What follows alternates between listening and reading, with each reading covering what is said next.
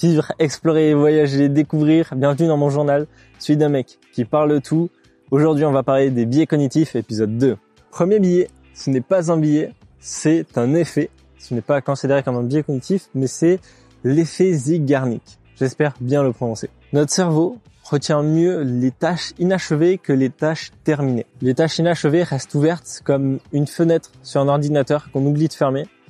Et notre cerveau, c'est comme un processus qui va y repenser sans qu'on en soit conscient. Par exemple, on pourrait commencer une tâche, écrire un document, on nous interrompt, donc on va faire autre chose, mais notre cerveau va continuer à y penser et quand on y reviendra, donc écrire par exemple un livre, ce sera peut-être un peu plus facile parce que notre cerveau aura déjà pré-analysé ce qu'on pourrait écrire en avance. Un autre exemple qui, je pense, parle à encore plus de personnes, quand on regarde une série et qu'à la fin d'un épisode, il manque la suite. On a vraiment envie de savoir la suite. Notre cerveau va imaginer plusieurs possibilités qui existent et dès que la suite sortira, on ira directement voir la suite parce que notre cerveau a gardé en mémoire le fait qu'on n'a pas encore vu la suite et qu'elle est importante à regarder. Et qu'est-ce que ça nous apprend? Premièrement, qu'une tâche, même aussi petite soit-elle, si elle est inachevée, elle suffit pour créer une tension mentale. En soi, ça peut être un outil de productivité. On peut laisser une tâche de côté, faire autre chose, et quand on va y revenir, y être du coup plus productif. Mais néanmoins, il faut quand même y faire attention parce que si nous laissons trop de tâches inachevées, comme on pourrait laisser beaucoup d'ampoules allumées au plafond en oubliant de les éteindre, ça va devenir une surcharge mentale qui va devenir beaucoup trop importante. Si nous laissons beaucoup trop d'ampoules allumées, la consommation électrique va grimper en flèche, ce qui va consommer beaucoup plus. Dans notre cerveau, ça pourrait correspondre justement à se dépenser beaucoup trop pour tout simplement des petites ampoules qu'il fallait éteindre. Anecdote. Découvert par la psychologue Bluma Zeigarnik en 1927, après avoir observé que les serveurs retenaient mieux les commandes non encore payées. 2. Le biais de négativité. Notre cerveau donne plus de poids à ce qui est négatif qu'à ce qui est positif. Tout simplement parce que il y a fort bien longtemps, quand on devait chasser, notamment pour se nourrir, il fallait pouvoir prévoir un danger. Si par exemple, nous voyons un animal pour la première fois qui nous attaque, qu'on meurt, nos autres compagnons vont pouvoir voir cette attaque. Si par exemple, nous mangions une baie ou un fruit qu'il fallait pas forcément manger, qui était toxique ou mal préparé, dans ces cas-là, on va se souvenir de à quel point on était mal après l'avoir mangé et on ne va plus le manger. Justement parce que notre cerveau se souvient mieux de ce qui s'est mal passé que de ce qui s'est bien passé. Pour nous protéger, tout simplement, parce qu'il fallait savoir repérer les dangers, parce qu'une seule erreur pouvait être fatale, notamment par exemple avec des animaux dangereux ou autres. Une erreur pouvait vraiment être fatale. Du coup, pour que l'évolution de l'espèce humaine se passe bien, il fallait pouvoir au mieux repérer les dangers, comme je viens de le dire, et donc de se souvenir du négatif. Mais actuellement, c'est pas forcément incroyable, parce qu'on nous dit 10 compliments, une critique, on va se souvenir uniquement de la critique. Et on va même y cogiter toute la soirée. Donc, faut prendre conscience de ce biais, et trouver des solutions.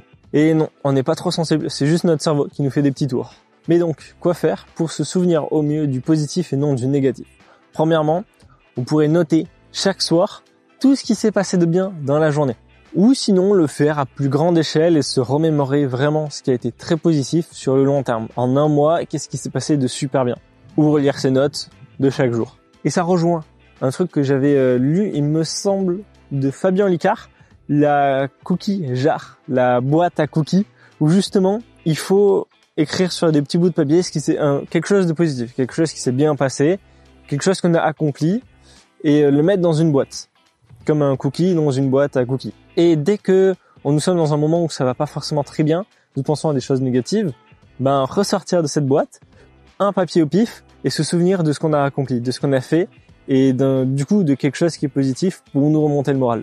3. Le biais des coûts irrécupérables ou biais des coûts engagés. Cela correspond à continuer une tâche, un projet, une série, quelque chose juste parce que nous y avons déjà investi quelque chose, comme du temps, de l'argent ou de l'énergie. Notre cerveau déteste admettre une perte. On préfère donc rentabiliser quelque chose même qui ne nous convient plus, qu'on n'aime plus forcément. 2 exemples. Le premier, on commence un film, il dure 2h30, nous sommes à 1h, et à ce moment-là, on se rend compte qu'on n'a plus envie de voir la suite du film.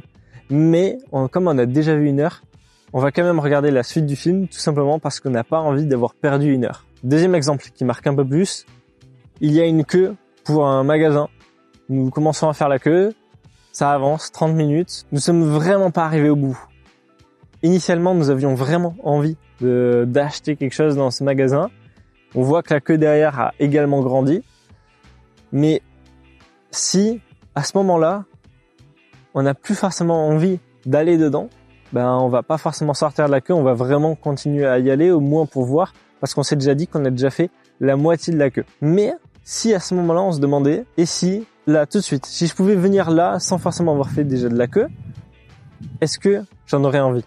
Si la réponse est non, autant quitter. Si la réponse est oui, alors est-ce qu'on en a vraiment envie et que c'est pas une perte? Ça nous apprend donc que le passé ne doit pas forcément dicter l'avenir. Et donc, abandonner, dans ce cas, n'est pas un acte d'échec, mais un acte de lucidité. 4. Le biais d'autocomplaisance. C'est le fait de s'attribuer les succès à soi-même. Moi, j'ai réussi ça. Et d'attribuer nos échecs à autrui. Si on n'a pas réussi, c'est à cause de telle personne. En y réfléchissant, on y est tous sujets. Même les personnes qui savent et qui ont connaissance de ce biais, on y est tous sujets. Et ce, indépendamment de notre volonté, tout simplement parce que c'est un système de protection. Cependant, ça protège uniquement l'ego. Ça évite d'abîmer son estime personnelle.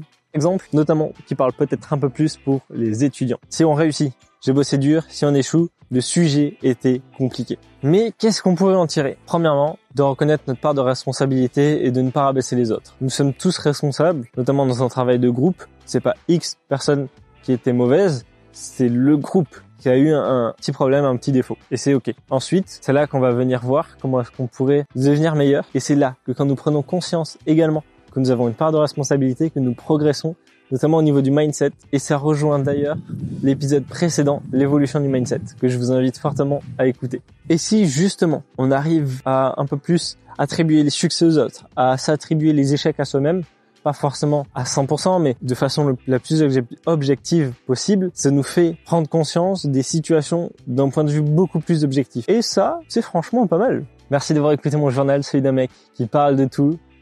Sur ce, on se retrouve au prochain épisode. Portez-vous bien.